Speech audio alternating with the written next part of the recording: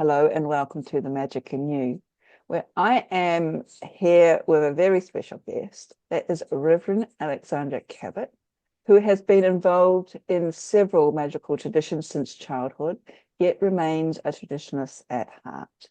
He represents the Gardnerian New York lineage of Wica from the Kentucky line through Lady Rhea, the Welsh through Eddie, and I hope I'm pronouncing this correctly, Buczynski, and also the Cabot tradition that comes from Laurie Cabot in Salem, Massachusetts. So I'm just going to bring you onto the screen, Alex, because it is, as I said, a delight and a great pleasure to welcome you to the Magic in You. Well, thank you, Francis. It's wonderful to be back with you. It's been so long since we interviewed you on This Old Witch, back when it was so popular throughout the pandemic, and it was great to have you and our world under as Australia is always so dear to my heart. I've had such wonderful people that I've met and interacted with from Australia. So yes, definitely, this is about one practitioner as myself who has had a lifelong journey with not only the craft, but with humanity and love. Yes, and it is this lifelong journey. I don't know if we can sort of squeeze it into their time slot here, because your life has been really remarkable, Alex. You've Well, been thank involved with you. it has been, and you've always sort of walked through and carried it with great respect and honor, and that's why I I really would. honor each magical or traditional systems. I've always honored them and respected them and kept its authenticity, Mhm. which is important for me as a traditionalist, at heart, Yeah. as I always call myself. I was called by one of my elders as a gentleman of the craft. And to this day, I uphold that. I hope that the goddess gives me life and strength in order for me to keep up with this journey and this mission to provide for those who can't, who actually are coming in, seekers, neophytes, those that are wanting to know, who yearn, who has that spiritual DNA that Mm. I've had when I was a young lad. I think that that is so important to leave behind or, and give the right information Mm. for those that are seeking truth of the craft. You did mention what I was going to sort of like lead in with is your magical DNA. So as I said, you've been involved in this area, the paranormal, the magical, the spiritual, all your life. Can we just go back and what started it? And you said you're the reverend of the Cabot tradition. What drew you into that tradition and anything else that you sort of wandered into along the way? Well, its nucleus it starts with my family being free thinkers and having the opportunity to be raised among such wonderful practitioners themselves. But you're talking about the 1960s, the 1970s, where anonymity was at its full force. I understood that that was something compartmentalized, that had to be compartmentalized because um, it was not understood or it had negative connotation within the mass public. So unfortunately now it has grown, evolved into commercialism, and we have the social media witches, and we have such diverse groups. But when I first started out, there was that anonymity, and I loved it. I loved to know that there was some quality, the grassroots of the craft that stemmed from the 60s throughout the 70s. You're talking about the whole revolution of youth culture, of that renaissance of feminine equality, the LGBTQ. That is something that socially that made us who we are today, seeking dignity, seeking equality. And the craft was among that movement and revolution as well. So I was able to see and learn and grow, not only within my own native culture, because I am an immigrant in the United States, a Cuban American.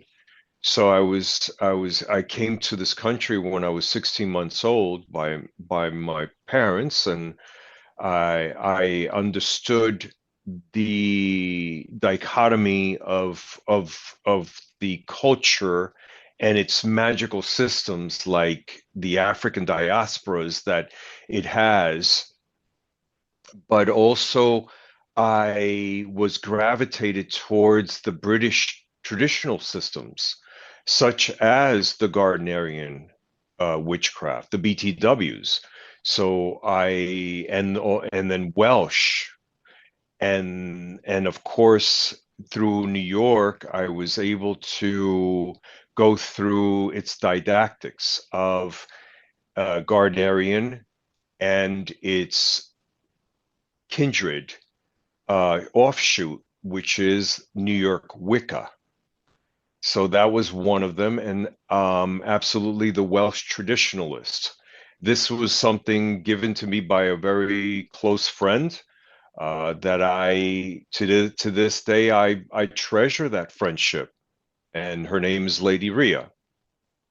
And so that was its movement of understanding modern day witchcraft.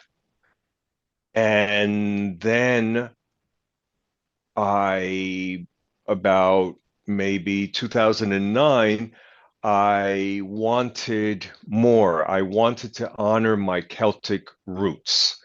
And what better person than Laurie Cabot in Salem, Massachusetts?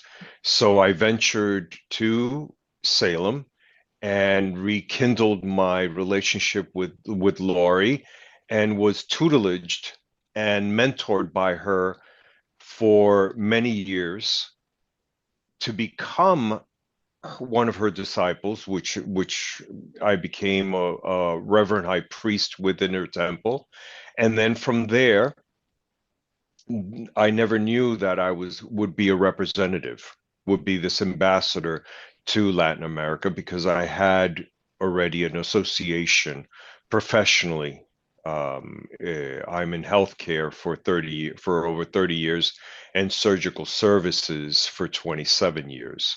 So I never thought that I would be venturing into representing the craft and the tradition of the Cabot system of witchcraft in Brazil.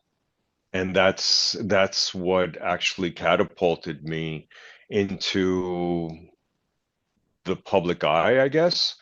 And I never really intended that. It by the grace of the goddess. That's how it happened.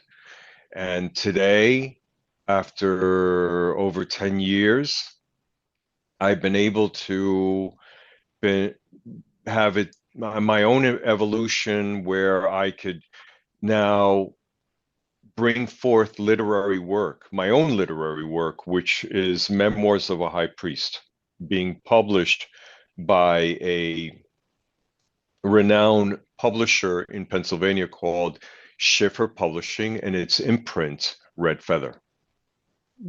Oh, wonderful. And congratulations on your Thank forthcoming you. book that I hope we can get a chance to, well, we will get a chance to talk about in a moment, but it's all about you at the moment, Alex. So being being sort of like also the poster boy of the Cabot tradition, such a great honor. And I've seen pictures of you in all your regalia, and it's a very fine, striking figure. So, how would you describe your path today? Because I would assume that the Cabot tradition is very important, but you've also had explorations into other magical and spiritual traditions as well. And today, when people still like to box and silo everything, how do you combine all of this, even Well, around? my book, that's where I leave my legacy within this book, Memoirs of a High Priest, where it is organized, it's compartmentalized into each chapter is an inspiration and a building block for me to grow within a spiritual path and tap and hone into the psychic ability that we all have. It's just a matter of discipline and effort, relentless work, perseverance. It's something that it's part of us. When when you have a calling, you do what you must. And I knew at an early age about, you know, the patriarchal society that we live in today, but I knew that there was an importance with feminine divinity.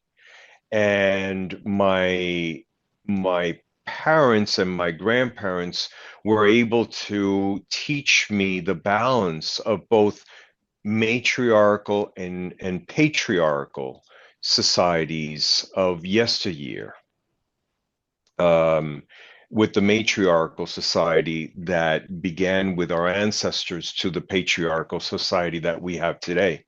And so I was able to understand, being the Virgo that I am, uh, know that there was a reason for me to understand all of this and to be the ambassador, to be the representative, and to uphold my priesthood. This today I still do. I counsel a lot of LGBTQ with the community.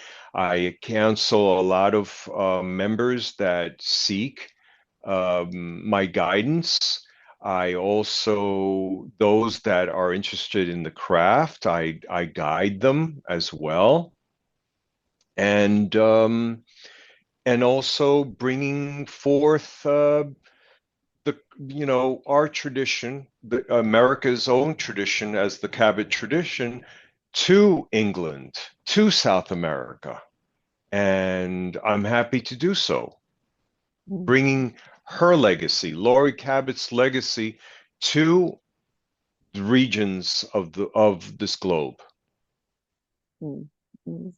And I think what you also represent, and we have sort of mentioned it briefly, is a male representative of a divine goddess, basically, of the divine. And we don't see a lot of this these days. And over the last 10, 15 years, as you said, Yeah. is the craft's becoming more and more sort of commercialized. It has been driven or focused largely towards women, girls, but not towards men. And a lot of men, I'm only assuming, and from my own experience and discussions that I've had, have often felt that there is not a place for them within the craft. But you're a Well, living. synonymously, the word witch would always be categorized with female. And little do they know, historically, it's also male, because witch, um, taking the negative connotation or the perverse foundation that Christianity has brought to that word, which is priest or priestess. Witches were leaders, stewards of the earth, harvesters of the universe. So they were mostly spiritual leaders among their communities.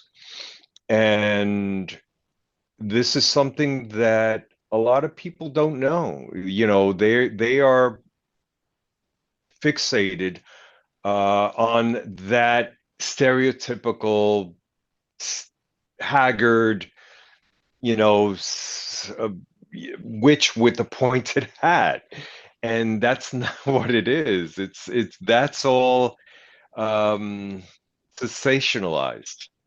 And what's important to know about spirituality, pre-Christian spirituality, that made sense. It was nature-based. It had the rhythm agriculturally, and it made sense rather than the Abrahamic faiths, which wonderful. It gave morale, it gave ethics, the foundation for humanity, but still everything is, I always say that religion is man-made. It is just a mere interpretation of our own spirituality. And so when you have the Abrahamic faiths that came after paganism, the umbrella term, and I was discussing with someone today, and I told them, I said, you know, it's a word given by the Romans, pagani, and for rural people and so forth. And it's just a matter of knowing that pre-Christian worship or praxis was as important as Abrahamic faiths today. And we should recognize that. And I think that scholars have brought that out. And neo-paganism, which that term was coined by Oberon Zell, neo-paganism. And so today we have you and I sitting here discussing about our own system of thought, our school of thought, which is so important to because it's part of humanity, it's part of its evolution, and we can leave, you know, put it underneath the rug. And so I'm glad that you have this way of conveying to seekers out there. And a shout out to Australia. I can't wait to come and visit. Oh, we can't wait to have you here as well, Alan. But And definitely I'll come and bring the Cabot tradition to you. fantastic. So as a man, as a male representative of the goddess, in a world where it's sort of like focused largely on women, you know, it's almost like you've sort of a forgotten element, especially if we're looking at marketing in particular. And this is something that we were discussing offline, like the craft that we both know has, I wouldn't say little resemblance to what's being marketed these days, but there is sometimes, and I know I personally roll my eyes and go, I don't understand, because there's missing that sort of like connection with the divine. And Hmm. has your relationship over the many decades with the goddess in particular shaped you in any particular way, shape, or form? It has brought Especially, me to where I am today. It's mm, like when I remember the words of Margot Adler, a great pioneer in Wicca itself, uh, in New York City, and I really miss her. Such a great friend. And I would say sitting down with Penny Cabot and Laurie Cabot when I was being petitioned to be part of the priesthood. And I mentioned Margot Adler and I said, it's a calling. It's my calling. And this is something that I take seriously. That's why I never intended to be part of the public eye. I never intended to write a book about it. I remember when I was uh, spoken to and said, you should write a book. And I said, no, I don't want to.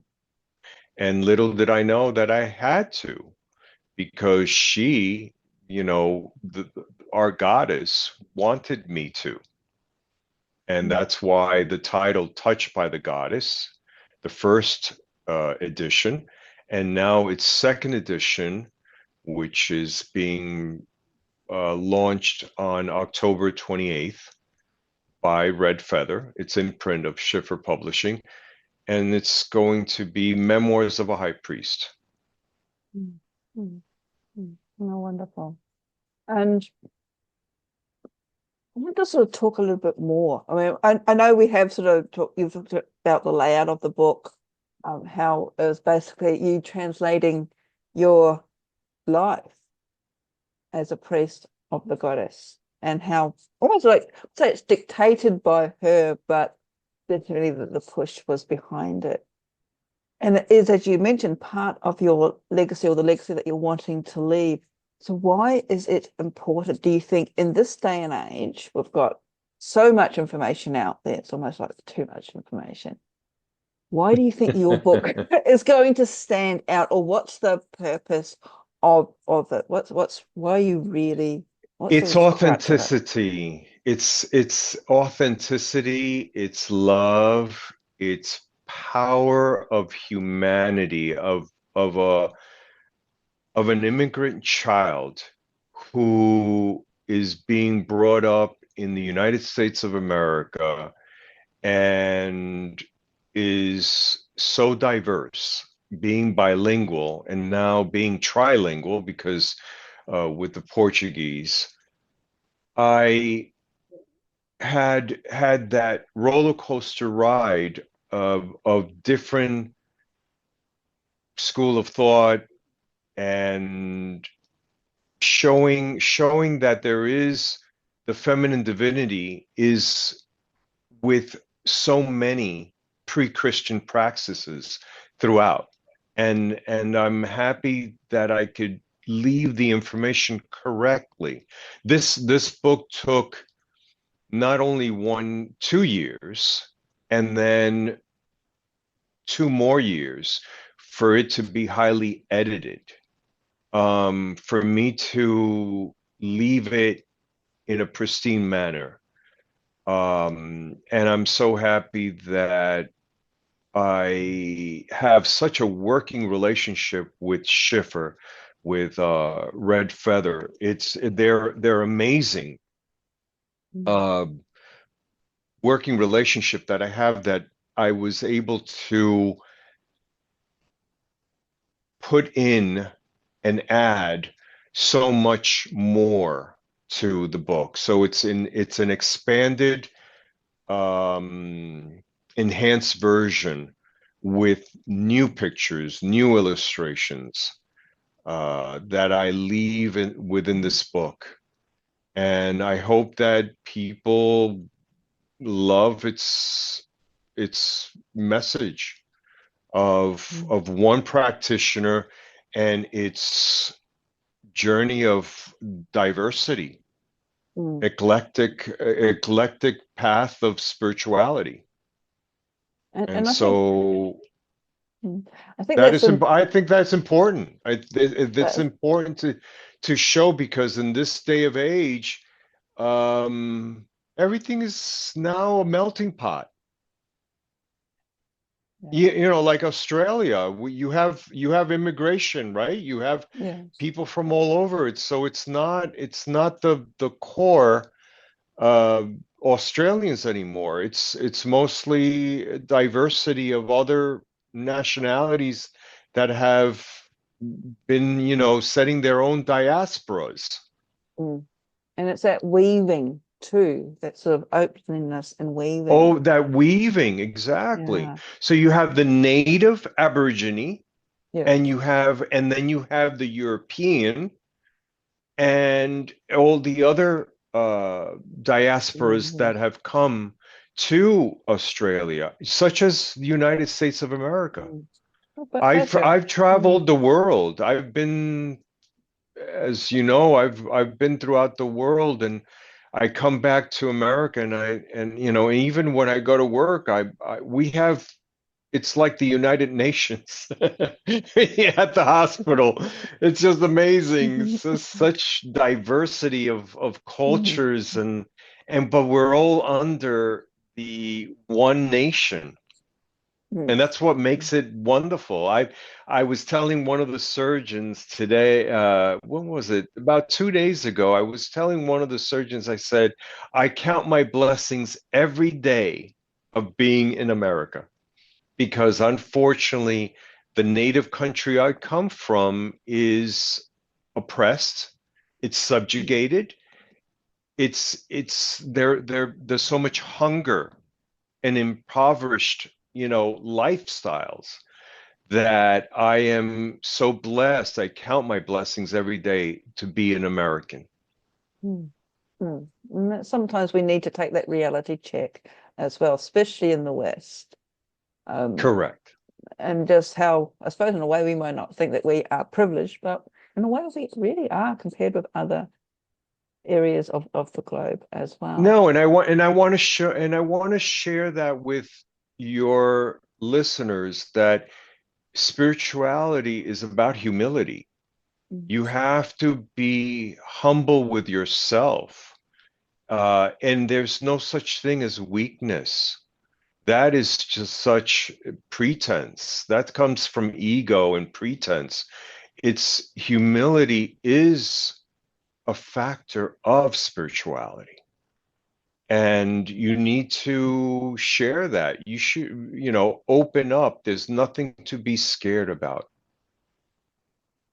And often the things that we feel are lacking in our lives, as you said, are a lot usually just ego-driven needs as opposed It's to, all ego yeah. driven, and today's world with modern technology and accessibility, you have the craft has become sensationalized and has become commercial. So even the tradition or traditional systems that we have had before are not so important anymore. Mm, mm, And that is should be important, because that's part of the building blocks of humanity. In order for us to go forward, we need to know our past. mm. Oh, definitely, yes. And what I thought would be a good place, because people watching this may not be all that familiar. I know it's a bit hard to believe what's coming out of my mouth.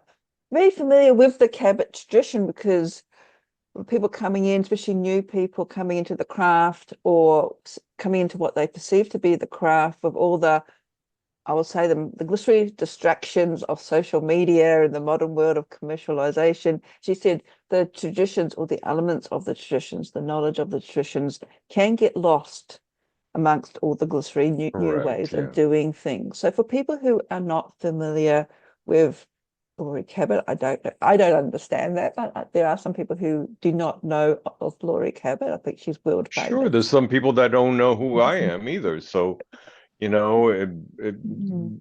people, they're it's about growing, learning, exploring.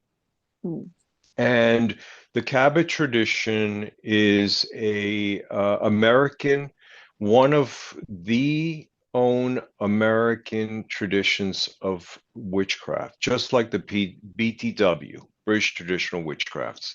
So Laurie Cabot, being a trailblazer in Salem, Massachusetts, was one of the high-profile witches that dedicated her entire life to the craft and to that path and became a spokesperson with paganism, with Wicca, and witchcraft. So today, there are people that recognize Salem as being witch city or, Halloween center. It's fantastic to see the growth of Salem, Massachusetts, but the true core, the roots need to be preserved. And so I think that Laurie intended for that to honor the injustice of the witch trials of 1692. And she did that. She actually neutralized those energies in Salem. She was able to bring forth the craft that we have today. And people knowing that it is a earth-based religion, and it's nothing negative. There's still that negative connotation, despite, because we have Bible thumping people,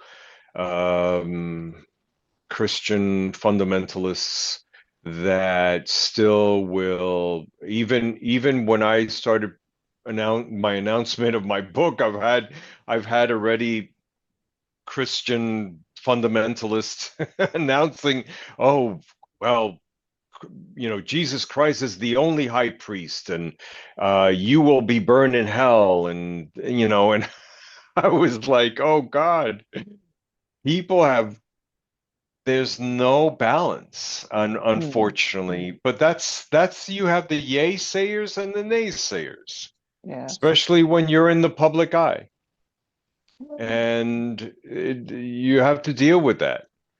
But yes, the Cabot tradition stems from Salem, Massachusetts. It's a wonderful trailblazer such as Laurie Cabot that dedicated her entire life to the path, to the craft. And today she is a beacon within our community Mhm. of paganism, of Wicca, of witchcraft. And we all owe it to her. Yes. And it's really interesting.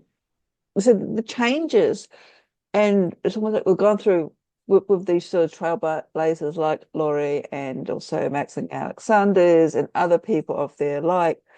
And it's almost like now we are in the 21st century where we're needing the trailblazers again, because it's almost like we've gone back in the acceptance of religion and spirituality, because we do get the fundamentalists here down under as well, and they do have their pickets where everybody who doesn't fit into their little idea of, I don't know, divine worshippers will be Correct. burnt. Yeah. Yeah. Yes. So it's rather sad, especially when you're thinking that we are supposed to be evolving as a spiritual, I don't know, We're species. supposed to be, yes, we're supposed to be, but unfortunately we're not. No, no. And, and this is one thing also that I really love about when you talk and in your book, because I've got a copy of your first edition, is that this coming together, this sort of like finding a middle ground where, okay, this is your tradition, this is your beliefs, but it's not instead of, or you're not trying to impose your own belief upon other people. It's just sitting, opening up the No, door it's for a why conversation. if I don't infringe on your denomination, why would you have to infringe on mine? And so in my book, it's a autobiographical um, journey of one practitioner with so many systems of traditions and religions that I share with the reader, and even onto Georgery in England. So my association with Stonehenge, being an ambassador with England as well, and which just recently I was handfasted at Stonehenge. So I was very delighted and honored by the Archdruid of Stonehenge and the High Priestess to to have that ceremony be done at the spring equinox in Stonehenge. Mm. And congratulations once again Thank on your you. hand. And this is what I like, and this is what you're sort of talking about, that the sort of weaving that you do with all these traditions together to create something unique. But in that weaving, you're also respecting the traditional um, Correct. part The of, authenticity. yeah. Yes, the authenticity, its own identity. And I am respecting that, but merging myself because we are all one.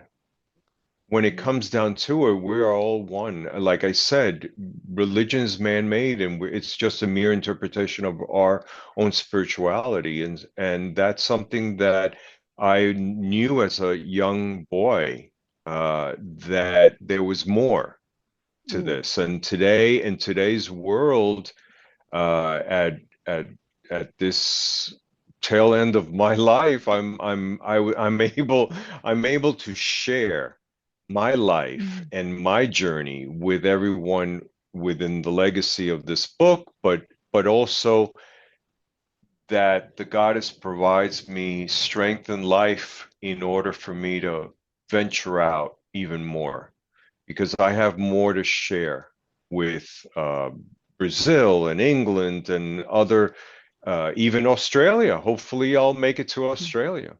Yeah, so we hope you do as well. And with your wealth of experience too, especially, we read the news, or sometimes I try not to. The world just seems to be going really crazy. I look at the astrology to try and find some guidance, and because we seem to be at a breakdown of the old system and the start of a new era, and everything's sort of like arcing up. And I know a lot of people are sort of trying to find some stability, some guidance. And I'm wondering how you manage, especially with your unique blending of your traditions, how you manage to get through these challenging times. I mean, you said you were a surgeon and part going through the pandemic. That would have been very challenging for you as well. So how do you draw on, or do you draw on your spiritual beliefs to get you through these darker times? And do you have any sort It, of it's advice? humanity. It's humanity and my love towards humanity. I love what I do. I've been in healthcare for over 30 years and obviously surgical services in 27, and I have about 3 more years for me to retire. But being in the trenches of New York City and healthcare, and throughout the pandemic, yes, it was difficult, and just a hurdle that I had to cope with. And being a Gen X, a Generation X kind of individual, that's something that it comes natural. Coping, my coping mechanism, it's there, and I understood that I needed to just make the best of it, and I did. And lo and behold, that's how I met you with the whole podcast, Oh, and now we're together again. that's lovely. See you in person one day when you come down under. Now we are coming to the end of our time together, Alex, which is very disappointing. And I've got a few Oh, a few more questions that I would like to ask you. The sure. first is there anything that you know now that you wished that you knew when you commenced your journey, which may be difficult because your journey started as a very young child? Oh, that's a really good and difficult question. Um, I wish that I could have not made the mistakes, but the mistakes are needed. in life. The mistakes makes character. It makes you grow and makes you whole.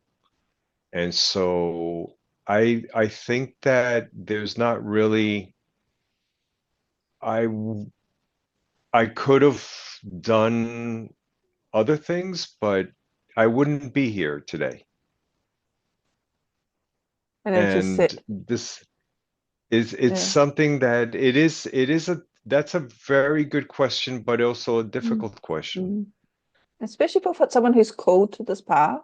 And if you, Correct. at the beginning, if you don't really understand why you keep getting drawn back, and I know my own situation, doesn't matter how many times I try and step back and have a normal life, it's taken a number of years to realize this is my normal.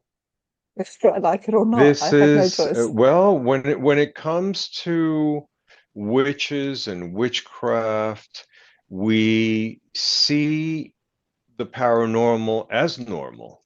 Mm, And there's actually what's supernatural, it's natural for us.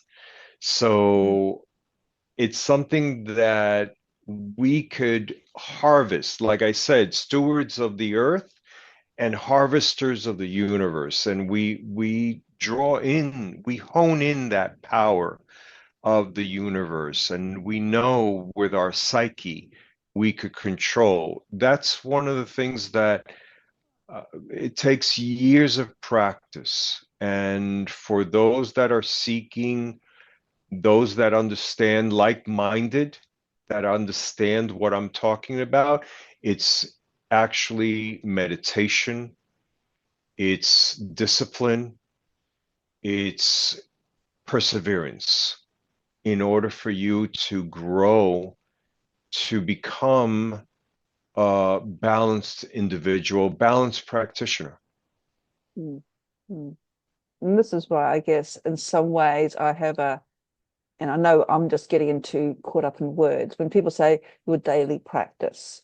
Because to me, when I hear someone say talking about their daily practice, I see that as something separate from their normal. Because my daily practice, if anything, is it could be washing the dishes, it could be hanging out the laundry and acknowledging the Of birds course, it around could me. be It's everything. sleeping, even And just our sleep. Within the sleep, you actually there is that portion of spiritual connection, not only with the subconscious, but the higher consciousness. When we sleep, that's a great opportunity for us to tap into those energies. mm, mm, mm. Which sort of leads in a really sort of nice segue into out of all your advice, and apart from suggesting that people should pick up your book when it's available in August or October, which will October help. 28th. But what? For those that are interested, I guess that's what you're quite trying to lead into. Well, it's also like what other advice for the seeker? The For the importance of it. seeker. Yeah, yeah. So I said, not only should they be hanging out and picking up your book, because I'm quite sure all the information will be there. But any other tidbits, advice for the newbie who can't wait till October? Just believe in yourself, believe in uh, that yearning to know more. Education it's in your grasp. Power. You have the power to do your own spells, your affirmations, your absorption of knowledge. You are your own individual, and you have that power. Mm, mm, wonderful. Thank you very much for that. Well, Alex, unfortunately, we are coming to the end of our time together. It's been actually a really privilege to be speaking with you again. I can't wait till October. I'm just got another blatant plug for your book. Well, But I want to I want to yeah. say that you're in my book Am I? because you originally did my endorsement for the first book, and you are still within the second edition of my book. You're still in my book, and that's why you are so dear in my heart.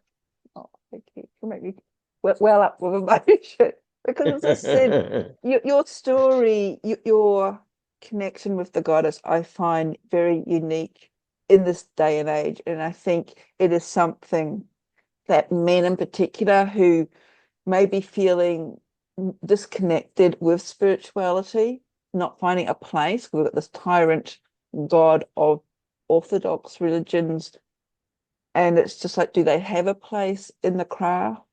And your book tells them, yes, there is a place. The goddess accepts everyone.